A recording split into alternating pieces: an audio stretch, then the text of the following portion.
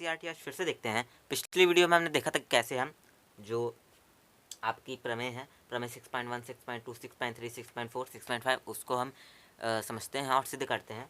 ठीक है, और इसके आगे का जो टॉपिक है वो आपका क्या है कि एक ही रेखा के समांतर रेखाएं।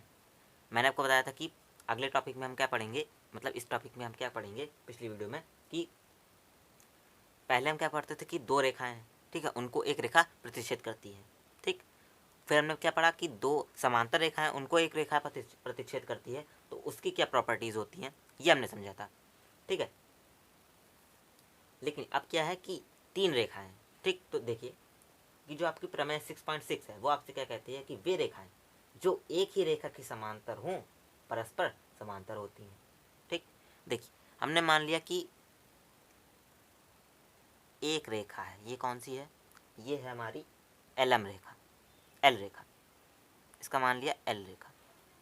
ठीक, तो देखिए जो एल रेखा है उसके समांतर हमने एक रेखा खींची,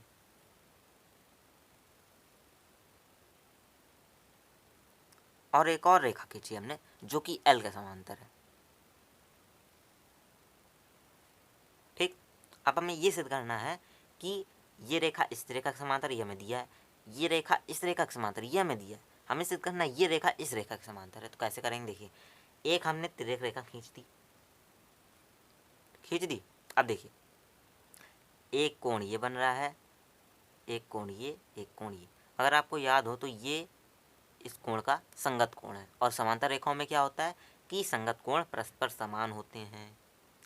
ये 1 हो गया, ये 2 हो गया, ये 3 हो गया।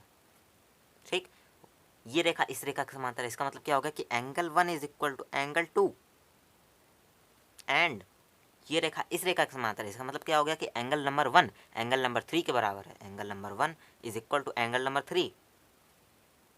ठीक है, तो LHS बराबर है तो RHS भी बराबर होंगे। Angle number 2 is equal to angle number 3। ठीक है, तो देखिए इससे क्या हो गया कि ये वाला कोण इस वाले कोण के बराबर है, मतलब ये वाला संगत कोण इस वाले संगत कोण के बराबर है। आपको याद होगा संगत कोण अभिग्रहित, यदि दो समांतर रेखाएं को एक तिर्यक रेखा प्रतिच्छेद करती है तो संगत कोणों का प्रत्येक युग्म समान होता है। इसी का विलोम, मतलब संगत कोण अभिग्रहित का विलोम ही ये है। संगत कोण आपस में बराबर हैं, इसलिए जो रेखाएं हैं वो परस्पर समांतर होंगी। इससे क्या हो गया, M समांतर N।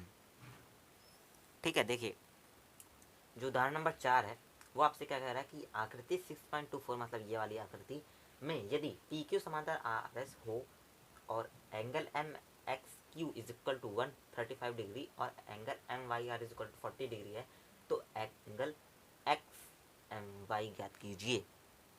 ठीक है, देखिए PQ और RS जो है दो रेखाएं दी हैं, ठीक है, जो परस्पर समांतर है। ठीक है, और यहाँ एक बिंदु M है जिसको हमने यहाँ से मिला दिया, ये X हो गया, ये Y हो गया, और हमें पता है कि एंगल ये वाला कौन सा है 135 और एंगल ये वाला कौन सा है 40 डिग्री। ठीक, तो हमने क्या किया कि हमने जो PQ रेखा थी उसके समांतर एक AB रेखा खींची थी जो M से होकर जाती है। अब देखिए हम क्या करेंगे इसमें, देखिए ये वाला जो कोण है हमें ये वाला कोण निकालना है, तो इसके लिए हम क्या कर सकते हैं, देखिए ये वाली रेखा B से जा रही है, ये वाला कोण निकाल लें और ये वाला कोण निकाल लें, इनका योग कर दें तो हमारे पास ये वाला कोण आ जाएगा। ठीक, देखिए ये वाला जो कोण है और ये वाला जो कोण है इसका योग कितना होगा, जैसे ये दो समांतर रेखाओं की बात है, ये दो समांतर रेखाएं हैं और इनको एक तिर्यक रेखा प्रतिच्छेद कर दी है, तो ये वाला कोण और ये वाला कोण, इन दोनों कोणों का योग 180 डिग्री होगा। ठीक है, 180 डिग्री होगा। तो देखिए एंगल QXM या MXQ लिख सकते हैं plus angle XMB is equal to 180 degree. ठीक है, एंगल XMB क्या है हमें निकालना है, और एंगल QXM या फिर MXQ कितना है 135, तो angle XMB is equal to 180 degree. ठीक, माइनस का एंगल QXM होगा, QXM इज इक्वल टू कितना है 135, तो 135, और 180 में से 135 लेस करेंगे, सब्सट्रैक्ट करेंगे तो कितना आ जाएगा 45 डिग्री। तो एंगल XMB कितना आ गया 45 डिग्री। ठीक।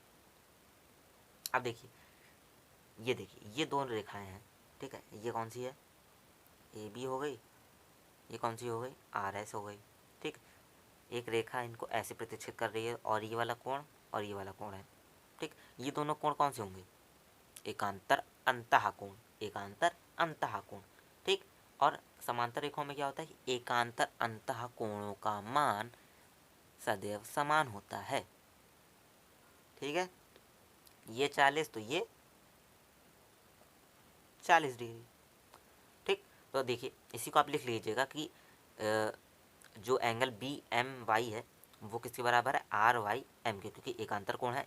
समांतर रेखाओं में जब एक तिर्यक रेखा प्रतिष्ठित करती है तो एकांतर अंतः कोण का जो मान होता है वो परस्पर समान होता है, ठीक है। तो ये 40 तो ये भी 40 हो गया, ये आप लिख लीजिएगा, ठीक। तो देखिए हमें क्या निकलना है, angle X M Y, X M Y बराबर क्या है, angle X M B plus angle B M Y, है ना। देखिए ये वाला कोण और ये वाले कोण का योग कितना है, ये वाला पूरा वाला कोण। तो देखिए ये वाला कोण हमने निकाला छोटा वाला 45 और ये कितना है 40, तो 40 प्लस 45 इज इक्वल टू कितना आ गया हमारे पास 85 डिग्री, ठीक है। तो आपको ऐसे ही सवाल करने हैं। और देखिए अब देखते हैं हम पांचवा सवाल। देखिए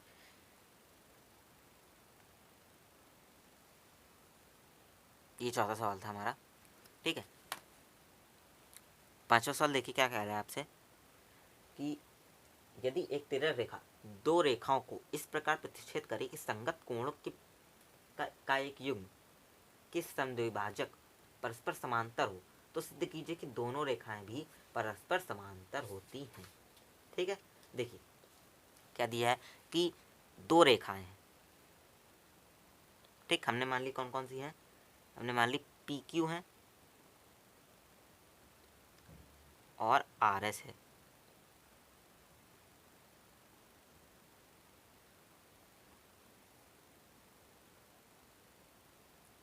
आर एस, ठीक। दो रेखाएं हैं हमारे पास। अब देखिए ये जो दो रेखाएं हैं इनको एक तिर्यक रेखा प्रतिच्छेद कर रही है, ठीक। ये एक रेखा है प्रतिच्छेद कर रही है और ये कोण बन रहा है और ये कोण बन रहा है, तो ये संगत कोण होते हैं, ठीक है। अब कहने का तात्पर्य ये है कि इन ये वाले जो बिंदु है, ये जो दो बिंदु हैं इनको हम मान लेते हैं बी, ठीक, और सी, क्योंकि हमने यहाँ ये मान लिया ए है और ये मान लिया हमने डी है, ठीक। देखिए जो बी है उससे एक समद्विभाजक रेखा जाती है जो एंगल ए बी क्यू को दो भागों में विभाजित कर देती है, ठीक। ये इसके बराबर है, ठीक। अब देखिए और यहाँ से भी एक रेखा जाती है सी से होकर जो कि बी सी एस जो कोण है उसको समद्विभाजित कर देती है, तो ये वाला कोण इस वाले कोण के बराबर हो जाता है। अब देखिए हमारे पास क्या है कि जो एंगल ए बी ये मान लिया हमने, ये बिंदु हो गया ई और ये हो गया एफ, ठीक। तो देखिए एंगल ए बी ई कितना होगा, एंगल ई बी क्यू के बराबर है, ये तो बात सही है, लेकिन ये इस पूरे वाले का आधा भी तो होगा, ठीक। तो पूरा वाला क्या है ए बी क्यू, तो half angle A B Q, ठीक। ऐसे हम इसमें क्या लिख सकते हैं कि angle B C F is equal to angle B C S का हाफ, ठीक। अब देखिए जो हमारा इस वाले कोण में देखिए क्या है कि जो बी रेखा है वो सी एफ के समांतर है, जो बी रेखा है वो सी एफ के समांतर। देखिए मैं आपको यहाँ बना के दिखा देता हूँ, ये अलग समझिए आप। देखिए ये एक रेखा है और इसको ये रेखा प्रतिच्छेद कर रही है, ठीक है। इसको भी पीछे बढ़ा लेते हैं और ये कौन सी है बी और ये कौन सी है सी एफ, ठीक, ठीक। देखिए ये जो पूरा इतना है इसको मैंने यहाँ पे लिख दिया। और देखिए यहाँ पे जो ई है वो जो बी ई है वो सी एफ का समांतर है और यहाँ से ये कोण बन रहा है ए के साथ और यहाँ डी है, ठीक है। यहाँ देखिए ये जो कोण बन रहा है और यहाँ ये जो कोण बन रहा है वो कौन से हैं, ये वाले हैं और ये वाले हैं, ठीक। अब देखिए दो समांतर रेखाएं हैं, ये हमें दिया हुआ है, ये संगत कोण है, तो इनका मान कैसा होगा, परस्पर समान। मतलब A B E angle A B E is equal to angle B C F, A B E is equal to B C F, ये इसके बराबर हो गया। इसका मतलब क्या होगा कि half angle A B Q is equal to half angle B C S, half से हाफ कट गया, angle A B Q is equal to angle B C S, मतलब ये वह पूरा वाला कोण इस पूरे वाले कोण के बराबर है। मतलब संगत कोणों का एक युग्म बराबर है। इसका मतलब क्या हो गया, जो दो रेखाएं हैं पी क्यू और आर एस वो परस्पर समांतर हैं, परस्पर समांतर हैं।